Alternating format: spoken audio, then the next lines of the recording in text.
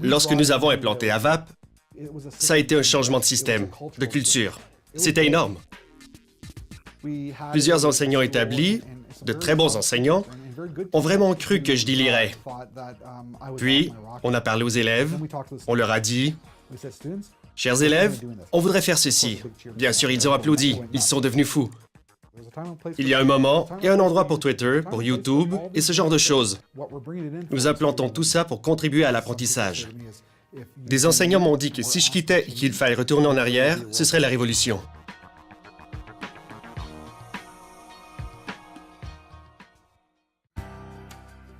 Je suis ici depuis 3 ans. À ce moment, l'école ne donnait que la 7e et la 8e année.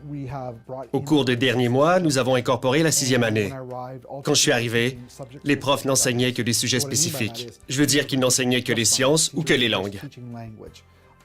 Les profs avaient des rapports conviviaux, et les enseignants de sciences ne parlaient pas nécessairement aux profs d'art. Et ceux de mathématiques parlaient peut-être aux profs de sciences, mais pas aux profs d'éducation physique, par exemple. Bien sûr, on abordait la question des drogues, on abordait la question des armes, on abordait ce genre de sujet. Mais les élèves n'étaient pas impliqués en classe. Ils ne voulaient pas y aller. Ils ne voulaient pas que suivre un cours de sciences ou seulement un cours de langue. En prenant du recul, on a constaté qu'ils voulaient davantage d'attention. Ils voulaient des modèles auxquels s'identifier et avec qui communiquer. Et les modèles les plus proches, c'était nous. Il fallait que les élèves puissent passer plus de temps avec les enseignants. Comment s'assurer que les élèves puissent avoir ce dont ils ont besoin quand ils en ont besoin? Et on a eu cette idée d'enseigner toutes les matières. Des enseignants qui enseignent plusieurs matières plutôt que d'être experts dans un ou deux domaines.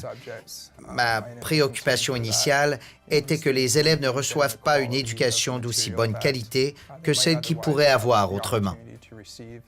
Alors la question qu'on s'est posée, comment ça pourrait fonctionner? Au début, je me disais que c'était comme enlever un diachylon. Puis, il y a eu la phase de guérison. Et on a donné aux enseignants le temps de trouver leur marque. Si je dois faire ça, je vais m'adresser à vous parce que vous êtes l'expert en mathématiques. Vous allez m'aider en maths. Vous êtes spécialisé en langue, vous m'aiderez dans cette matière. Et petit à petit, les enseignants ont commencé à collaborer les uns avec les autres. On a discuté des activités qu'on pourrait faire pour enseigner les probabilités et de la manière dont on peut les greffer à d'autres domaines.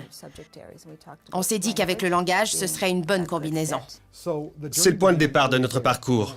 Je suis arrivé ici, tout d'abord, j'ai observé. On ne peut pas arriver quelque part et entamer tout de suite un processus de changement. Il faut assimiler la culture pour ensuite la transformer. À mon arrivée, il y avait des laboratoires informatiques, dont un en haut au 3e étage.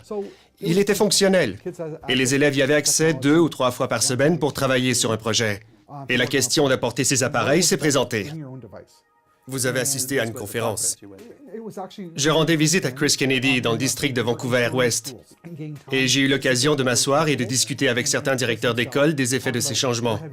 Quels sont les écueils que vous avez rencontrés et quels sont les avantages que vous retirez de l'instauration de ces mesures?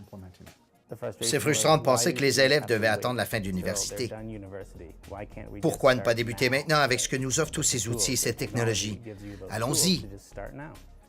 Les élèves peuvent apporter leurs appareils de toutes sortes et se brancher sur notre réseau Wi-Fi pour travailler en classe.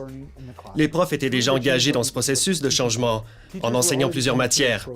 Ils ont composé avec ça en travaillant ensemble. J'ai regardé celui-là, et certains enfants réussissent, mais d'autres...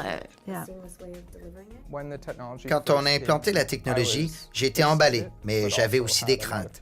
Cette technologie, si elle était mal utilisée, perte de temps, intimidation, texto... Les profs se sont réunis et ont dit « Voici nos préoccupations. Nous avons fait des recherches dans d'autres commissions scolaires où la politique « Apportez vos appareils personnels » a été implantée. Il n'y a pas de stratégie idéale. Nous avons simplifié le tout. On allume, on éteint. Si l'enseignant vous demande d'ouvrir votre appareil, vous le faites. Sinon, vous l'éteignez.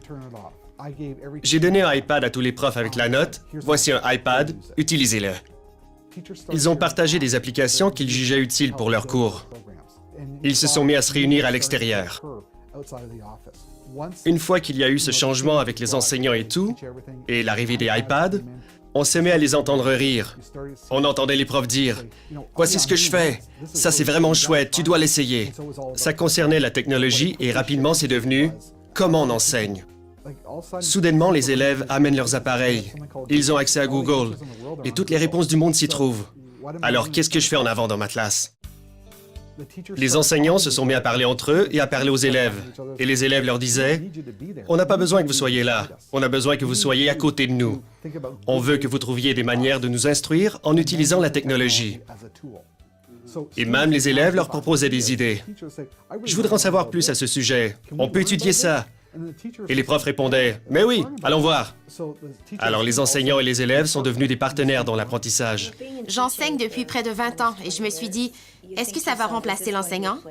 D'un point de vue idéologique, je me disais, ouf, où cela va-t-il aller?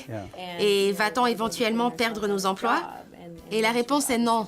En fait, ça améliore mon enseignement au quotidien. Ils essayent de nouvelles choses, ils sont plus audacieux. Ils voient si ça fonctionne et sinon ils disent « Tu sais quoi?